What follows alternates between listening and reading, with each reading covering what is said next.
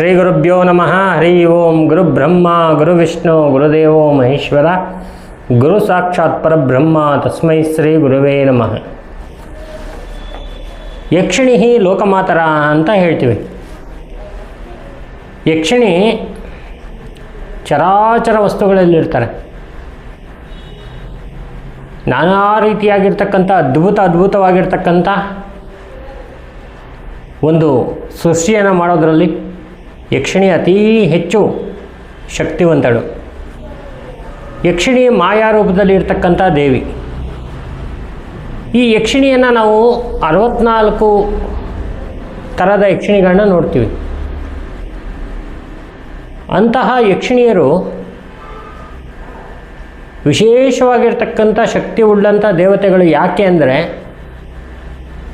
ಯಾರು ಸಿದ್ಧಿ ಪುರುಷ ಇರ್ತಾನೆ, ಯಾರು ಯಕ್ಷಿಣಿ ಸಿದ್ಧಿಯನ್ನು ಮಾಡ್ಕೊಂಡಿರ್ತಾನೆ, ಅವನ ಸಮಸ್ತ ಕಷ್ಟಗಳನ್ನು ನಿವಾರಣೆ ಮಾಡಿ ಅವನಿಗೆ ವಿಶೇಷವಾಗಿರ್ತಕ್ಕಂಥ ಒಂದು ಯೋಗವನ್ನು ಕೊಡೋದರಲ್ಲಿ, ಭಾಗ್ಯವನ್ನು ಕೊಡೋದರಲ್ಲಿ, ಸಂಪತ್ತನ್ನು ಕೊಡೋದರಲ್ಲಿ, ಅನುಕೂಲವನ್ನು ಮಾಡಿಕೊಡೋದರಲ್ಲಿ, ಎಲ್ಲ ಥರದ ಒಂದು ವಿಶೇಷವಾಗಿರ್ತಕ್ಕಂಥ ಒಂದು ಅಭಿವೃದ್ಧಿಯನ್ನು ಮಾಡಿಕೊಡೋದ್ರಲ್ಲಿ ಅತಿ ಹೆಚ್ಚು ಒಂದು ಅನುಗ್ರಹವನ್ನು ಮಾಡಿರ್ತಕ್ಕಂಥ ದೇವಿ ಮಹಾಯಕ್ಷಿಣಿಯಾಗಿರ್ತಾಳೆ. ಯಕ್ಷಿಣಿಯ ಉತ್ಪತ್ತಿ ಹೇಗೆ ಅಂತ ಹೇಳಿದ್ರೆ, ಯಕ್ಷಿಣಿ ಹುಟ್ಟಿರ್ತಕ್ಕಂಥ ಕಥೆ ನಾವು ಬಂದು ನೋಡೋದಾದರೆ, ದೇವಿ ಮಹಾಗೌರಿ ಮಹಾಪಾರ್ವತಿ ಅಂತ ಏನು ಕರಿತೀವಿ ನಾವು, ಶಿವನ ಪತ್ನಿ. ಆ ಪತ್ನಿ ಬೆವರ ಹನಿಯಿಂದ ಹುಟ್ಟಿರ್ತಕ್ಕಂಥ ದೇವಿ ಯಕ್ಷಿಣಿ ಅಂತ ಪುರಾಣಗಳಲ್ಲಿದೆ. ಇನ್ನೊಂದು ಕಡೆ ದಕ್ಷಿಣ ಒಂದು ಸಂಹಾರ ಮಾಡಬೇಕಾದ್ರೆ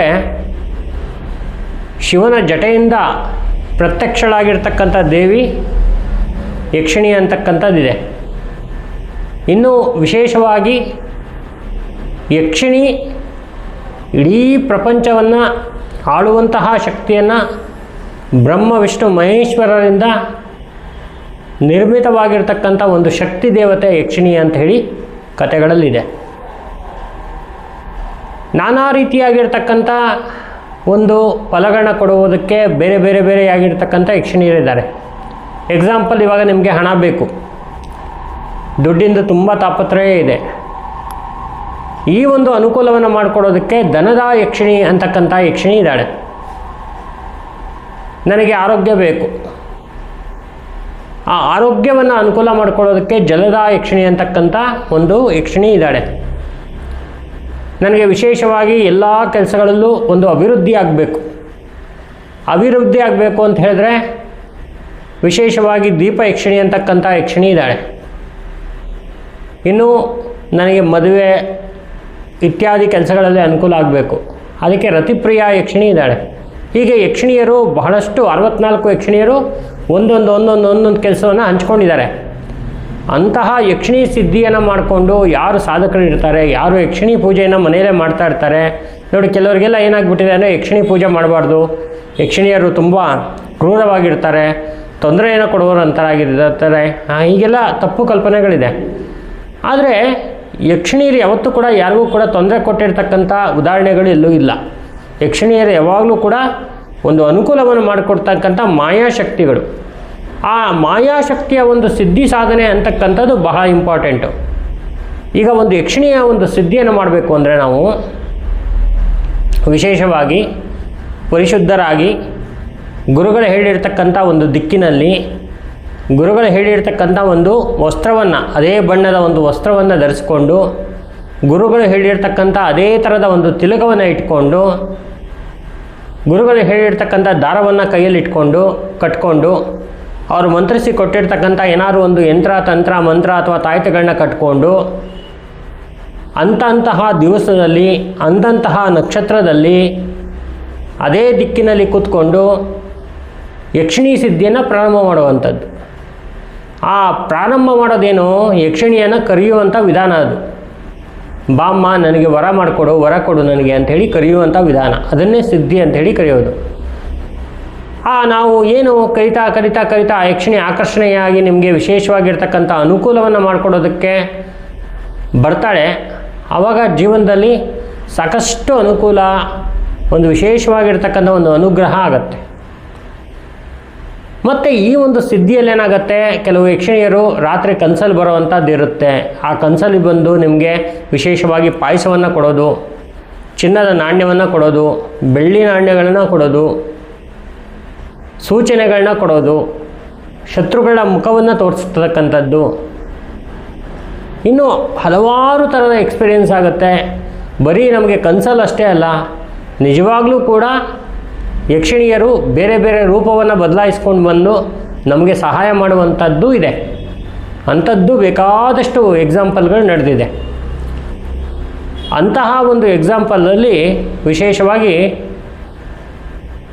ಒಂದು ಹೆಣ್ಣುಮಗಳು 11 ವರ್ಷದ ಹಿಂದೆ ನನ್ನ ಹತ್ರ ಬಂದು, ಗುರುಗಳೇ ಜೀವನದಲ್ಲೆಲ್ಲ ಸಾಕಾಗೋಗಿದೆ ನನಗೆ, ಈಗ 45 ವರ್ಷ ನನಗೆ ಎಲ್ಲ ನೋಡ್ಬಿಟ್ಟಿದ್ದೀನಿ, ಕಷ್ಟ ಸುಖ ಸಾವು ನೋವು ಶತ್ರುಗಳು ಒಳ್ಳೆಯವರು ಎಲ್ಲರನ್ನೂ ನೋಡಾಗೋಗಿದೆ, ನನಗೆ ಇನ್ನೇನು ಬೇಕಾಗಿಲ್ಲ, ನನಗೊಂದು ಒಳ್ಳೆ ಯಕ್ಷಿಣಿ ಸಿದ್ಧಿ ಕೊಡಿ, ನಾನು ಯಕ್ಷಿಣಿಯ ಮಗಳಾಗಿ ನಾನು ಮುಂದುವರಿತೀನಿ, ಜನಗಳಿಗೆ ಒಂದಷ್ಟು ಹೆಲ್ಪ್ ಮಾಡಿ ನನಗೆ ಎಷ್ಟು ಆಯಸ್ಸು ಇರುತ್ತೋ ಅಷ್ಟು ಆಯಸ್ಸು ಮುಗಿಸ್ಕೊಂಡು ನಾನು ಮೋಕ್ಷಕ್ಕೆ ಹೋಗ್ತೀನಿ ಅಂತಕ್ಕಂಥ ಮಾತನ್ನು ಹೇಳಿದ್ಲು.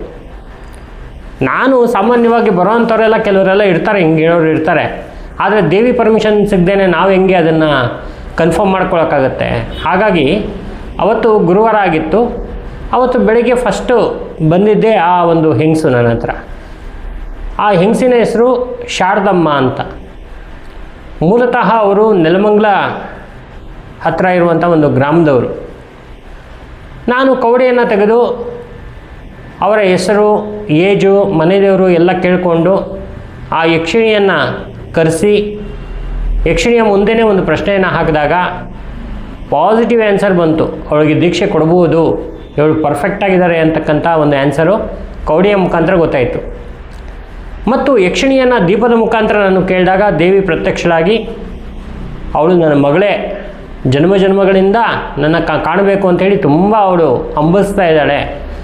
ಈ ಜನ್ಮದಲ್ಲಿ ಏನಾಗಿದೆ ಅಂದರೆ, ಸ್ಟಾರ್ಟಿಂಗಲ್ಲೇ ಅವಳಿಗೆ ನಾನಾ ಕರ್ಮಗಳಿಂದ, ಅವಳು ಮಾಡಿರ್ತಕ್ಕಂಥ ಕರ್ಮಗಳಿಂದ ತುಂಬ ತೊಂದರೆ ಪಟ್ಕೊಂಡು ಇವಾಗ ಕರೆಕ್ಟ್ ಟೈಮ್ ಬಂದಿದ್ದಾಳೆ, ನಿಮ್ಮ ಮುಖಾಂತರ ಅವಳಿಗೆ ಒಂದು ವಿಶೇಷವಾಗಿರ್ತಕ್ಕಂಥ ಮಂತ್ರ ದೀಕ್ಷೆ ಸಿದ್ಧಿಯನ್ನು ಕೊಡ್ಬೋದು ಅಂತಕ್ಕಂಥ ವಿಚಾರ ಬಂತು.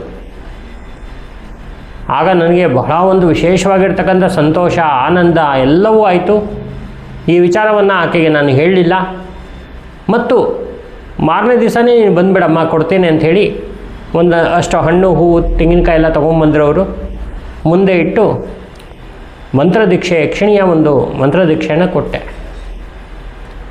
ಆ ಯಕ್ಷಿಣಿಯ ಒಂದು ಮಂತ್ರವನ್ನು ತಗೊಂಡು ಮತ್ತು ಯಕ್ಷಿಣಿಯ ಮಂತ್ರದ ಜೊತೆಗೆ ನಾನು ಕೊಟ್ಟಿರ್ತಕ್ಕಂಥ ಯಂತ್ರಗಳನ್ನೆಲ್ಲ ತಗೊಂಡು ಯಾವ ಥರ ಮಾಡಬೇಕು ಏನು ಇತ್ತ ಕ್ರಮವನ್ನೆಲ್ಲ ತಿಳ್ಕೊಂಡು ಅವರು ಹೊರಟರು. ಯಾರು? ಶಾರದಮ್ಮನವರು ಹೊರಟರು.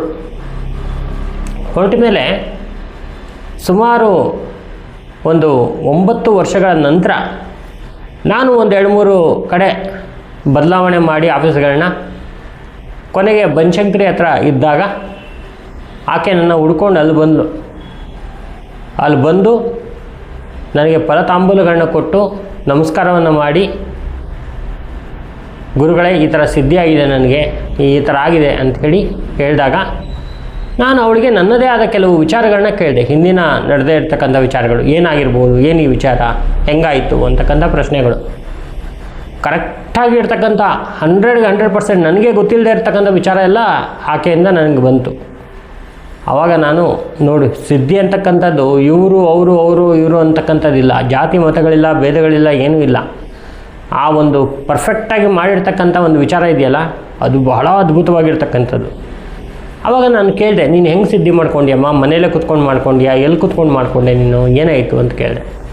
ಇಲ್ಲ ಗುರುಗಳೇ, ನನಗೆ ತಮಿಳುನಾಡಲ್ಲಿ ನಮ್ಮ ತಂಗಿಯವರ ಮಗಳು ಅಲ್ಲಿ ಇದ್ದರು, ಆ ಒಂದು ಮಗುವಾಗಿತ್ತು ಅವರಿಗೆ, ಅಲ್ಲಿ ಹೋಗಿದ್ವಿ ನಾನು ಸ್ವಲ್ಪ ಮಗು ನೋಡ್ಕೊಳಕ್ಕೆ ಅಂತ. ನೋಡ್ಕೊಂಡ್ಮೇಲೆ ಅಲ್ಲೊಂದಷ್ಟು ದುಡ್ಡು ಕಾಸು ಎಲ್ಲ ಸಿಕ್ತು. ಅಲ್ಲೇ ಪಕ್ಕದಲ್ಲಿ ಕಾಡು ಹತ್ರ ಇರೋದವರು, ಅಲ್ಲಿ ಪಕ್ಕದಲ್ಲಿ ಕಾಡಿತ್ತು.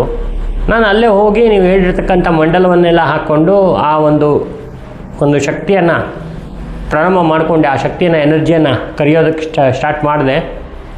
ಕೊನೆಗೆ ಆ ಯಕ್ಷಿಣಿ ನನಗೆ ಪ್ರಸನ್ನಳಾಗಿ, ನೀನು ಏನು ಒಂದು ವಾಗ್ದಾನ ಕೊಡ್ತೀಯೋ ಅದು ಕರೆಕ್ಟಾಗಿ ಹಂಗೆ ನಡೀಲಿ ಅಂತಕ್ಕಂಥ ವಿಚಾರವನ್ನು ಹೇಳಿದ್ಲು. ಅಂತ ಆ ಒಂದು ವಾಕ್ಯವನ್ನು ನನಗೆ ಸಂಪೂರ್ಣವಾಗಿ ಹಚ್ಕೊಂಡ್ಳು. ಸೊ ಹಾಗಾದರೆ ಇನ್ನು ನೆಕ್ಸ್ಟ್ ನಿನಗೆ ಬರ್ತಕ್ಕಂಥ ಜನಗಳಿಗೆ ಒಂದಷ್ಟು ಅನುಕೂಲವನ್ನು ಮಾಡಿಕೊಡು ಅಂಥೇಳಿ ನನ್ನಲ್ಲಿ ಬರುವಂಥ ಕೆಲವರಿಗೆ ಅಲ್ಲೇ ಹತ್ತತ್ರದಲ್ಲಿರ್ತಕ್ಕಂಥವ್ರಿಗೆ ಅವ್ರ ಹತ್ರ ಕಳಿಸ್ತಾ ಇದ್ದೆ. ₹1 ಏನು ತೊಗೊಳ್ದೆ, ದುಡ್ಡು ತೊಗೊಳ್ದೆ, ಬಹಳ ಚೆನ್ನಾಗಿ ಒಂದು ಅನುಕೂಲವನ್ನು ಮಾಡಿಕೊಡ್ತಾ ಇರ್ತಕ್ಕಂಥ ಮತ್ತು ಜನಗಳಿಗೆ ಒಳ್ಳೆಯ ಒಂದು ಅನುಕೂಲವನ್ನು ಮಾಡಿ ಅಲ್ಲೇ ಒಂದು ಚಿಕ್ಕದಾಗಿರ್ತಕ್ಕಂಥ ಒಂದು ದೇವಸ್ಥಾನ, ಮುನೇಶ್ವರಂದೋ ಯಾವುದೋ ಒಂದು ದೇವಸ್ಥಾನ ಕೂಡ ನಿರ್ಮಾಣ ಮಾಡ್ಕೊಂಡಿದ್ದಾರೆ. ನಡೀತಾ ಇದೆ, ಚೆನ್ನಾಗಿ ನಡೀತಾ ಇದೆ. ಸೊ ಇವಾಗ ಇತ್ತೀಚೆಗೆ ನನಗೆ ಆ ವಿಚಾರ ಏನು ಹೇಗೇನು, ಯಾಕಂದರೆ ಸುಮಾರು ಆಯಿತು, ಟೈಮ್ ಆಯಿತು, ಇವಾಗ ಸುಮಾರು ವರ್ಷ ಆಯಿತು. ನಮ್ಮ ಕಾಂಟ್ಯಾಕ್ಟಲ್ಲಿಲ್ಲ ಮತ್ತು ಮೊಬೈಲ್ ನಂಬರ್ ಕೂಡ ಅವ್ರದ್ದು ನನ್ನ ಹತ್ರ ಮಿಸ್ ಆಗಿರೋದ್ರಿಂದ ಅವ್ರು ಹೇಗಿದ್ದಾರೆ ಏನು ಅಂತಕ್ಕಂಥ ವಿಚಾರ ನಂಗೆ ಗೊತ್ತಿಲ್ಲ, ಈಗಿನ ವಿಚಾರ ಗೊತ್ತಿಲ್ಲ. ಆದರೆ ಆ ಬಂದ ಮೇಲೆ ಆ ಕಾಂಟ್ಯಾಕ್ಟಲ್ಲಿ ಇದ್ದಾಗ ಸುಮಾರು ಜನಕ್ಕೆಲ್ಲ ಕಳಿಸಿದವ್ರಿಗೆಲ್ಲ ಒಂದಷ್ಟು ಒಳ್ಳೆಯ ಒಂದು ಪರಿಹಾರ, ಅನುಕೂಲ ಎಲ್ಲವೂ ಚೆನ್ನಾಗಾಯಿತು. ಈ ಥರ ಸಿದ್ಧಿ ಅಂತಕ್ಕಂಥದ್ದು ಅವ್ರಿಗೆ ಒಲಿಯುತ್ತೆ, ಇವ್ರಿಗೆ ಒಲಿಯುತ್ತೆ ಅಂತ ಏನಿಲ್ಲ. ನಾವೆಲ್ಲರೂ ಕೂಡ ಯಕ್ಷಿಣಿ ಮಕ್ಕಳೇ. ಆ ಯಕ್ಷಿಣಿ ತಾಯಿ ನಮಗೆಲ್ಲರಿಗೂ ಕೂಡ ಅನುಗ್ರಹವನ್ನು ಮಾಡಿಕೊಡ್ತಾಳೆ. ಆದರೆ ನಮ್ಮ ಒಂದು ನಂಬಿಕೆ, ಶ್ರದ್ಧೆ, ಭಕ್ತಿ ಇವೆಲ್ಲ ತುಂಬ ಇಂಪಾರ್ಟೆಂಟ್ ಆಗಿರುತ್ತೆ. ವಿಶೇಷವಾಗಿ ಯಕ್ಷಿಣಿ ನಮಗೆ ನಮ್ಮ ಕಷ್ಟಗಳಿಗೆ ಸದಾಕಾಲ ಸ್ಪಂದಿಸಿ ಒಂದು ಅನುಕೂಲವನ್ನು ಮಾಡಿಕೊಡುವಂಥ ಅನುಗ್ರಹ ದೇವತೆ ಅಂಥೇಳಿ ಕರಿಬೋದು. ಹಾಗಾಗಿ ಯಾರಾದರೂ ಈ ಥರ ಇಂಟ್ರೆಸ್ಟ್ ಇದ್ದವರು ಒಂದಷ್ಟು ಅನುಕೂಲವನ್ನು ಮಾಡ್ಕೊಳ್ಳಿ, ಸಿದ್ಧಿಯನ್ನು ತಗೊಳ್ಳಿ. ನಿಮ್ಮಲ್ಲಿರ್ತಕ್ಕಂಥ ದೋಷ ಶಾಪಗಳನ್ನೆಲ್ಲ ಫಸ್ಟ್ ಕ್ಲಿಯರ್ ಮಾಡ್ಕೊಳ್ಳಿ. ಬಹಳ ಒಂದು ವಿಧಗಳಿದೆ, ಅದನ್ನೆಲ್ಲ ಕ್ಲಿಯರ್ ಮಾಡ್ಕೊಳ್ಳೋಕ್ಕೆ ಜಾತಕ ನೋಡ್ಬೋದು, ಪ್ರಶ್ನೆಗಳು ಹಾಕ್ಬೋದು. ಮತ್ತು ನಮ್ಮದೇ ಆಗಿರ್ತಕ್ಕಂಥ ಈಗ ನೆಕ್ಸ್ಟು ಜೂನಲ್ಲಿ ಒಂದು ಕ್ಲಾಸ್ ಕೂಡ ಸ್ಟಾರ್ಟ್ ಆಗ್ತಾಯಿದೆ. ಆ ಕ್ಲಾಸಿಗೂ ಕೂಡ ನೀವು ಸೇರ್ಕೋಬೋದು. ಅಲ್ಲೂ ಕೂಡ ನಾವು ಯಕ್ಷಿಣಿ ದೀಕ್ಷೆಯನ್ನೆಲ್ಲ ಕೊಡ್ತೀವಿ.